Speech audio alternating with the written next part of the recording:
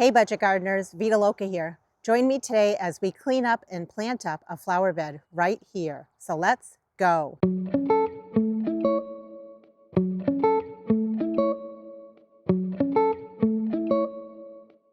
We are on the west side of the house, which is also my front yard, and right behind me is a small flower bed. I call it my driveway flower bed because it's literally the first flower bed you really see when you come up my driveway. We are almost at my average last frost date, and I looked at my 10-day forecast and it looks clear. It looks really good. There are no chances of frost. I feel very comfortable getting some of my annuals planted out. And along with planting the annuals, there's just some small maintenance work that needs to be done in this flower bed. Let me walk you around and show you what I'm talking about. There are a bunch of daffodils in here and they've gone by. So at this point, I'm going to go ahead and just deadhead them.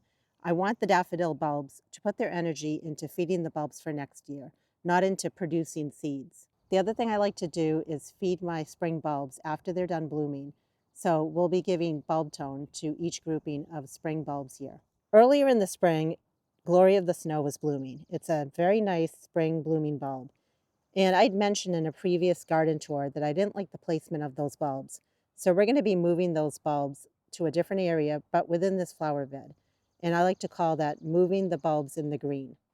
There is a stray daffodil here at the center of the bed. We're going to dig it up and just move it with the other groupings of daffodils. And then towards the center of the bed, there is some ornamental grass. It's a shorter variety of ornamental grass. I'm pretty sure it's called feather falls. But regardless, we're going to come in here and just clean it up because I never did trim it back. And now is the best time to trim it back because it is putting on some new growth. We'll clean up the leaf litter that's in here as well as any sticks or twigs. I love bloodroot, and I've talked about it a lot in my videos. These are little seedlings of bloodroot. They're really just scattered throughout this bed, so I'm going to be digging them up and potting them up. I have some beautiful annuals that we started from seed, Impatiens as well as Coleus. We're going to get these planted as well. Last year, I planted Impatiens down here for the first time, and they thrived. They looked so beautiful in this flower bed. That's why I feel comfortable planting those down here again. The Coleus will be an experiment. I've never planted Coleus in this flower bed, but I suspect that they should do well also. What I plan on doing in this video is just showing you snippets of each thing that I'm doing in the flower bed.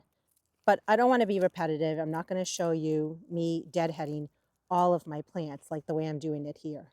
I prefer to deadhead my daffodils because, first of all, it just makes the plant look tidier. But also, it tells the plant not to put its energy into creating seeds. And those are seed pods that are being created right there. But it is important to keep the green foliage here. Even if you think it looks unsightly, it's very important to keep the green foliage on your spring blooming bulbs for at least 6 to 8 weeks after they're done blooming. And the reason for that is it's feeding the bulbs for next year. It's storing up energy, so you don't want to take that away from your spring bulbs. Now we're going to fertilize the daffodil bulb. I like to use bulb tone. Usually you want to use bulb tone either when you first plant your bulbs in the fall time, or you want to apply bulb tone right after your spring bulbs are done blooming. Some people like to even give fertilizer as the bulbs are first appearing in the ground. And I'm just sprinkling it at the bottom of the plant, not right up to the base of the plant, but around the bottom of the plant here. There are instructions on the package that tell you the rate of application. I'm just sprinkling it all around the base in just a small amount. And then I like to scratch it in just to help the fertilizer get into the soil more. And then what I plan on doing when this project is all done is watering everything in this bed just to let the fertilizer soak in, but also to water the plants that we plant today. Next, we're going to go ahead and remove this stray daffodil that's here. I think it got left behind because I used to have all my daffodils towards the center of the bed, and then I dug them up and moved them more towards the outside of the bed. When I have a whole bunch of daffodils to dig out, I use a large shovel, but in this case, since it's just one daffodil, I'm going to use a small hand shovel. I don't want to dig right at the base of the plant. I don't want to ruin my bulb, so I'm going to dig a little bit further out from the base.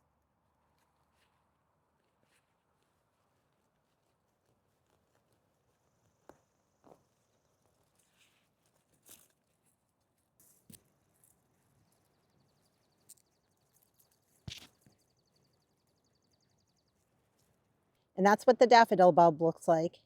You want to make sure when you plant this that the roots as well as the bulb are below soil level, but even this part here that was originally under soil level where it's white, make sure that goes under soil level as well. And then anything above my finger where it's green can be above soil level. I've mentioned in many of my other videos, I prefer to move my bulbs when they're still in the green. Because what I've found is if I wait for the foliage to die back and turn brown to move all my spring bulbs, I'm going to miss the boat. I'm going to miss the opportunity because I have a lot of bulbs I like to move in the springtime. The big thing is to make sure that you're moving your bulbs in an area where you're still going to give them water. And not only that, make sure you're not cutting back the green foliage. Let the green foliage die back naturally. So I'm just placing it back in here and I'm pushing down. And now this bulb should be fine. And I like the placement of it, so I'm happy. This ornamental grass is actually a type of Carex.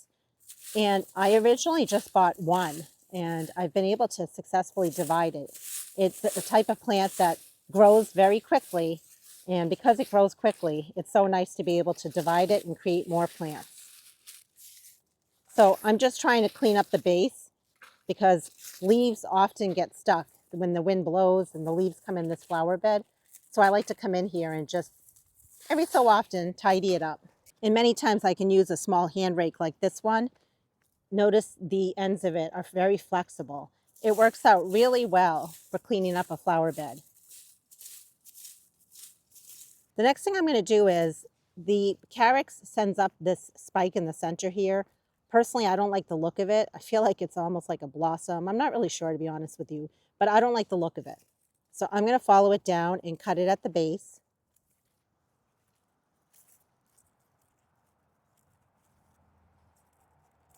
And then you can see in the center, it's pushing out new growth right in the middle here. I could leave all of this here, but there are a lot of pieces that don't look very good. And rather than being selective on which ones look good, which ones don't, it's a lot quicker and a lot easier for me to just come in and really give it a good hard haircut. And I know initially that can be shocking because all you'll have left is this little centerpiece here, but I would prefer to do that. If you don't want to do that, you can always just come in and selectively pick out the pieces that don't look good to you. So when I'm cutting them back, I'm following it all the way down and cutting it back. I originally wanted to do this a few weeks ago, but you know how it is. Sometimes you just don't get to it, and that's okay. It's going to still flush out and look fine. I'd just rather know that I'm only going to be getting this year's growth pushing out. I won't have any of last year's growth here. And this would be also a great time if I wanted to come in here and divide this plant. I don't care to divide it, but if I did want to, spring is a great time to do it. And like I mentioned, if you don't feel comfortable cutting it as hard as I am, you could do selective cutting and just pick out pieces that you want to cut. I know it looks harsh, but trust me, it's important to do that, even if it's a partial cleanup. And it's going to look so pretty in a matter of a few weeks. Just give it time. As I was working in this flower bed and cutting the Carex back, I was thinking to myself, should I be cutting it back or should I just be leaving it? And then I reminded myself, no, I should be cutting it back. It looks scrubby, and the scrubbiness does not make me happy. Would it fill in anyway with new growth and maybe cover some of the scrubbiness? Maybe. But I'd rather do a good, decent job if I'm going to work in this flower bed anyway. And then I was wondering, why didn't I cut this back a month ago? And I remembered, I think the reason why I didn't cut it back a month ago was it was looking okay. It was providing some evergreen interest in this flower bed when there really wasn't much else happening except for daffodils blooming and other spring bulbs. And to be honest with you, it really has just barely started to push out the new growth. And that's probably why I waited. But I'd rather do the right thing, at least for my garden and for these plants, which would be cut them back now. And when I'm cutting them back, there is a likelihood or a chance that I'm cutting back some of the new growth by mistake. And that's okay because it will just keep pushing out new growth. It's a very forgiving plant. So if you have a plant just like this in your yard, trust me when I say don't be afraid to do what I'm doing. It's better off for your plant. It will look tidier in the long run. For me, it's actually very satisfying to do a job like this. And not only that, I feel like when I tackle this bed that I'm fully, truly tackling it. I really could have just come in here, plunked in the annuals and called it done. And that would be fine, but every time I'd look at this Carex and see the scrubbiness on the leaves, it would bother me. And now it's not going to bother me. Now I'm going to feel really good that I came in here and did the right thing at the right time. And not only that, by doing what I'm doing, it's exposing other plants nearby that I'll show you in a little bit and what I need to do with those plants. Because the long foliage that was on here was hiding some things that are now exposed. And it doesn't have to be a perfect job. It just needs to be better than what it was before. When you live in the woods like I do, and I say when I live in the woods, I mean, I basically have trees surrounding me, all around me, which is a lovely, beautiful thing. And with those trees come a lot of leaves. Very often enough, I have to come into all my flower beds and do this process. And even though I'm cleaning them up now, more leaves will fall, especially from the oak trees, and more leaves will come in this flower bed again. So I just try to keep on top of it whenever I can. So for example, the next time I come in here might be when I'm doing some weeding. And when I weed, I'll once again remove any leaves that have come into this flower bed. Another good thing to do that I haven't done yet in terms of maintenance has to do with coral bells or heuchera. Just coming in here and cutting back last year's growth, especially if it looks really bad. In this case, it actually doesn't look terrible, but I'm still going to come in and cut it back a little bit at the base, because what's going to happen is it's going to push out new growth and it's going to cover this area. But trust me, this is not bad. It could look a lot worse, a lot tattered. So if you have coral bells or heuchera in your yard, this is what you want to do, especially if the leaves are from last year's growth and they don't look very good. The other thing that you might find happening with your coral bells or heuchera is that they get lifted out of the ground. And that just happens from the freeze-thaw cycle that happens during the winter months. And if that does happen, you would just want to lift up your plant and dig a hole that's deeper and then put your plant back in the ground, just to get those roots back under soil level. Last year, we planted these heuchera under here, so they're still quite small. But give it time, they will definitely take right off. Time to tackle the next job. Now, I've made videos recently showing you how I'm preparing my beds for not only this year, but for next year. I'm always thinking ahead. We had a beautiful display of Glory of the Snow this spring in this bed, but what I noticed was I didn't love the placement of the Glory of the Snow. Even though the leaves are green, we're going to move them in the green. So I'm going to show you where they're going to get placed. Let me preface this by saying gardening does not have to be done in patterns. That's just the way that my brain works, and I like my gardens to look with some sort of a pattern. Not every garden, but some of the gardens. So let me show you the pattern I'm trying to go after. We have a patch of daffodils on either side, and in the center of both patches, I'd like to put a patch of the Glory of the Snow, or Chionodoxa, I think is how you say it. And if you look at it at this angle, you can see where all the daffodils are. And I basically made holes in the center between each patch of daffodils. And in the spring, when I gave you a garden tour, I showed you where this Glory of the Snow were. And I wasn't happy with the placement. So I'm going to be digging up each patch of them and just moving them. And on this side of the bed, you can see where there's just a random scattering of the Glory of the Snow. On the other side of the bed, you can see where the daffodils are. I'm actually fairly pleased with where the Glory of the Snow are on this side. Could they be moved up a little bit more so that they're exactly in line with the daffodils? Yes, but for right now, we're going to leave them. And here you can see there are more daffodils, and then there are the patches of the Glory of the Snow that we're going to move. The bulbs of Glory of the Snow are very small, so the reality is there's no way I'm going to get every single bulb. As long as I get a majority of the bulbs from here, I'll be happy. And then I can always come back in here next year and pull out any random bulbs that were left behind. And it is going to happen because the bulbs are so small that maybe the bulb falls off of the green part. And that's fine. At this point, the bulbs have really been fed in terms of energy because these were one of the first plants to bloom in my yard. So definitely 6 weeks have gone by. I'm going to do my best to get as much of the green as I can, and then we'll go fishing for the rest of the bulbs.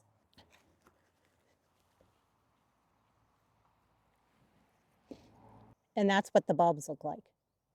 So what my plan is to dig up all the patches that are out of place. And then we'll go around and we will divvy up the bulbs so that we have about an even number, not exact, but an approximate even number of bulbs in each of the new holes that we've made.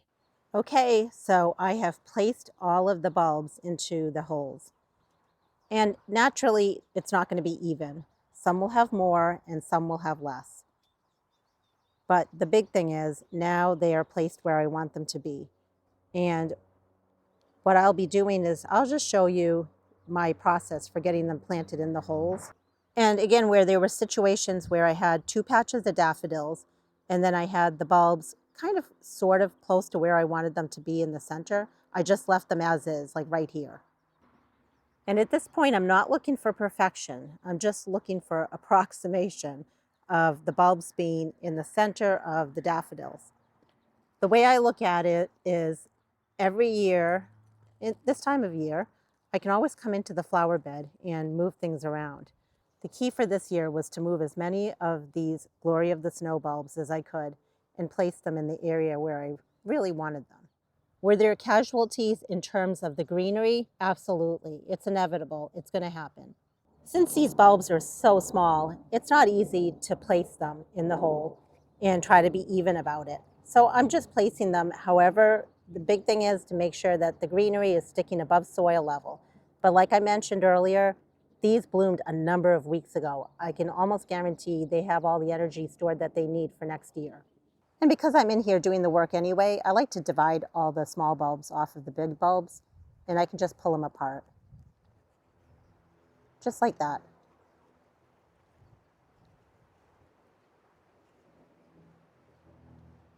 If you're ever dividing your spring bulbs and the greenery does come off the top, you can throw away the greenery and put the bulb right in your planting hole. My experience with these particular bulbs has been, since they're super tiny, especially the little offsets, the little babies, it is absolutely inevitable. There will be additional little babies that crop up around this bed. But at least we've moved a majority of these bulbs into areas where I would prefer for them to be. Most likely when I originally planted them, I was just plunking them into the ground. When I tackle flower beds, I'm always looking at the future also, in terms of what plants are in there and how do I want to change things. And of course, when I'm doing this type of work that I'm doing right now, I'm making a little bit of a mess because this flower bed did have some nice mulch on it. And when I was working earlier, I was thinking to myself about that because personally, over the last few years, I've definitely been a little bit anti-mulch in the sense that I like to feed my soil. I like to put fresh compost down, and I feel that mulch can sometimes be a barrier. It's once you put down such pretty, nice-looking mulch, it's so hard to then go in and divide plants, move plants. And I also feel like I'm up against the race when it comes to mulch because oftentimes you want to put mulch down, let's say in the spring or in the fall. You'll have to let me know if you feel the same way as I do, that sometimes we feel stressed and pressure to get our beds looking a certain way because we need to put that mulch down. But then once the mulch is put down, now we really don't want to go in and mess up such a beautiful looking bed. When it comes to my bulb tone, I could have put it in the planting hole or I can just sprinkle it on top. Either one is fine. And I'm just putting a small amount on here and then I'll water it in. As is with the case with many other spring bulbs, if you're not sure which way a bulb should be, you'd be surprised. Bulbs are smart. They will figure it out on their own. I'm just spacing these out the best that I can. But again, it's really not about perfection at this point. It's more just about getting these guys settled in because I don't want these bulbs to dry out. They're very small and they can dry out very quickly. And we're going to backfill here. In terms of the depth, as long as it's about 2 to 3 times deep as the height of the bulb, you should be fine. And what's nice is I still have a little bit of greenery here. So when I start planting my annuals, I can kind of see where this clump is and plant around it. Since I have a lot of spring bulbs in a lot of my beds, if I did plant an annual around here, the key is come fall time when I go to clean up my flower beds, I would prefer to just cut back my annual. I wouldn't want to pull it out because when I pull out the annual with a big amount of roots, I risk pulling out all these little small bulbs also. I don't know about you, but I just want to get planting. But this is also an important task, at least for me, before I get planting in this flower bed. So I basically want to come in here and quote unquote weed it. Now, when I say weed, it's basically pulling out perennials that aren't in the place that I want them to be. So here is the beautiful Carex. And clearly the way that the Carex works is it sends out little runners. So that is a freebie plant. I could do one of two, well, I could do one of three things. I could dig it up and put it in my compost pile. But why would I do that? I could dig it up and move it over near the parent plants that are here. Or I could dig them up and basically pot them up for opportunity to put them somewhere else in my yard. And I guess another option is I could dig them up and put them somewhere else in my yard. I don't know where I want to put them in my yard though. So my plan is to dig them up as well as other perennials that are little seedlings in this bed. And I will be putting them in soil temporarily with the intention of potting them up on a different day soon. Not today though. So the plants we're going to dig are Carex, a daylily. I must have left the roots behind when I worked on this flower bed last year. That's the Stella d'Oro daylily. I say it's a daylily. It actually could be spiderwort. I won't know until we dig it up. A whole bunch of little tiny seedlings, and these are bloodroot. Even though it's not technically in the flower bed, it's close enough. That is great blue lobelia. And then we have spiderwort, or tradescantia, I think is how you say it. And that is in a number of places, including right here in the rocks. I just have a bucket here that has compost in it. If you think you're going to do something just like this and you want to leave it for a number of days, you probably should have drainage holes in the bottom. My goal is to tackle these by potting these up within the next 1 to 2 days. And so I'm okay with this not having any drainage holes in the bottom. It does have pre-moistened compost in it. I actually really like this Carex. And I really don't have time right now to go ahead and divide the Carex that I have. And not only that, I don't really have a place for them where I want to put them in my landscape. But I can share with you that they multiply very quickly. And they have quite a root system to them. I don't feel that they're invasive in my yard, but maybe they might be in other locations. So all I'm going to do is just make sure that the roots are beneath soil level. And that's what it looks like, just temporarily potted up. I feel like it takes years to figure out what is a weed and what is a seedling. And even then, I still struggle with it. But as I get to know my plants more, I can realize a lot of times what a seedling is. Great blue lobelia.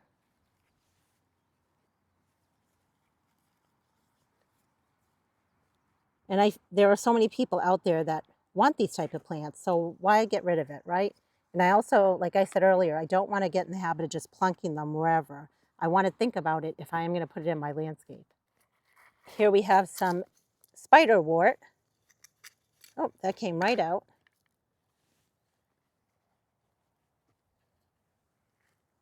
I recently made a video saying one man's trash is another man's treasure. And even though I said that, none of these plants that I dig up in my yard I consider trash. To me, they're all treasures, and they might be treasures in someone else's yard one day. Or they might end up getting placed somewhere in my yard one day. I'm not quite sure. But regardless, I feel every plant deserves to live.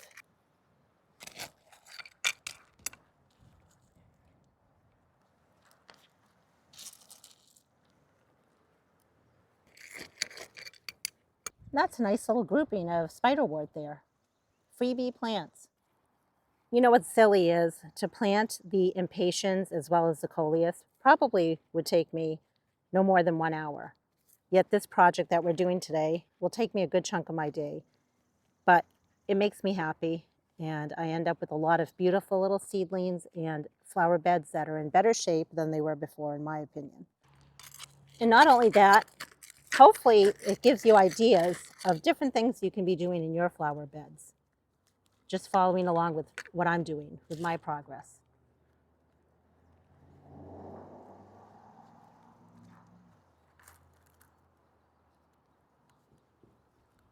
We have teeny tiny bloodroot. I'll do my best to get the roots out, and if I don't, then these plants will just come back bigger next year and it'll be easier to take the roots out. Bloodroot's tricky. It can have a very small root, and it's a lot easier to pull out a bigger plant than it is a smaller plant. And we got the root on that one. That's what it looks like. Let's go after this one.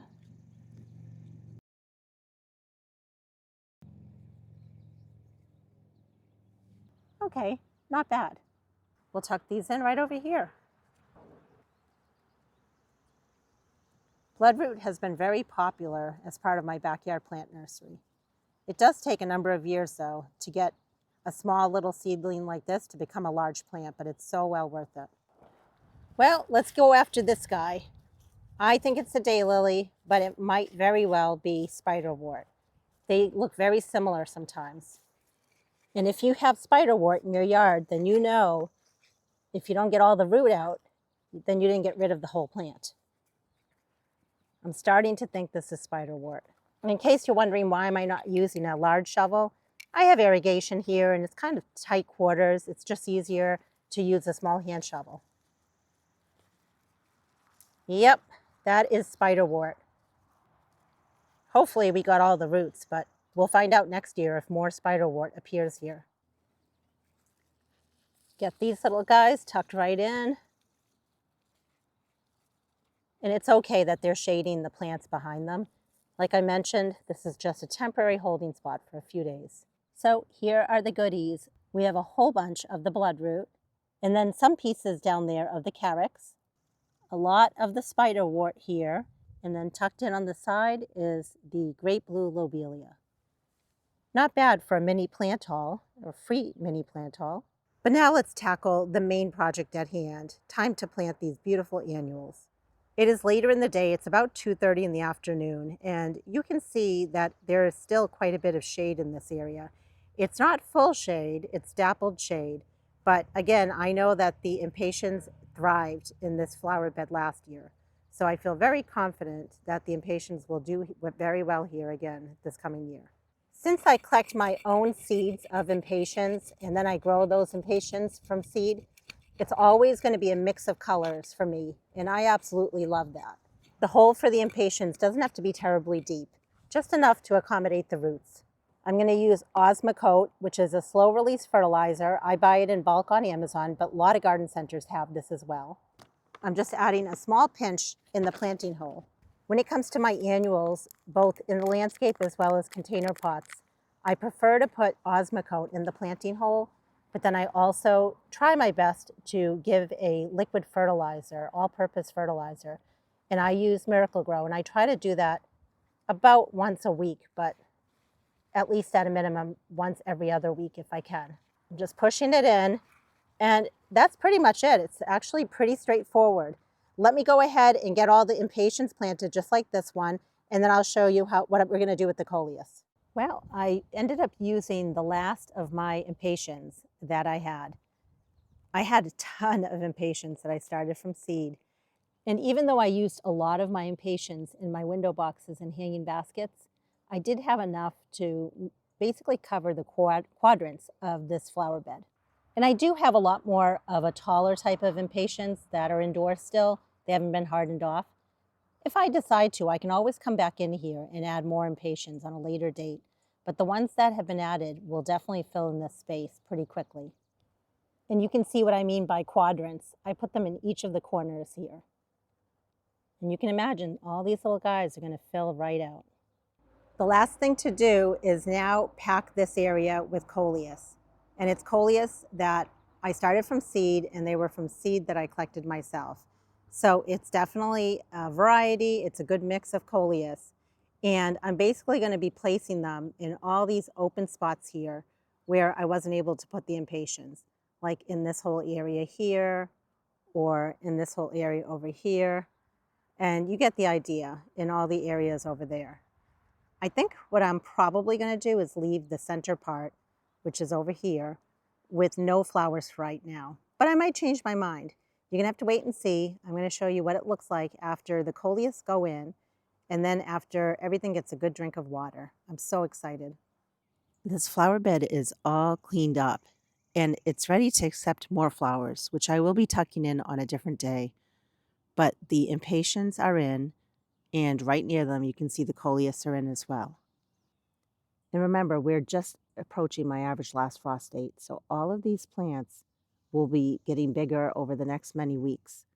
They are in, they've been fertilized, and I will start fertilizing them every 1 to 2 weeks now. Towards the center of the bed where the hydrangea is, I'll be tucking some other plant in. I'm not sure what it is. It might be an annual, it might be a perennial. But this garden bed is waking up slowly now. Those extra impatiens that I still need to harden off, that I started from seed from Dollar Tree, may actually end up in this flower bed. We'll see.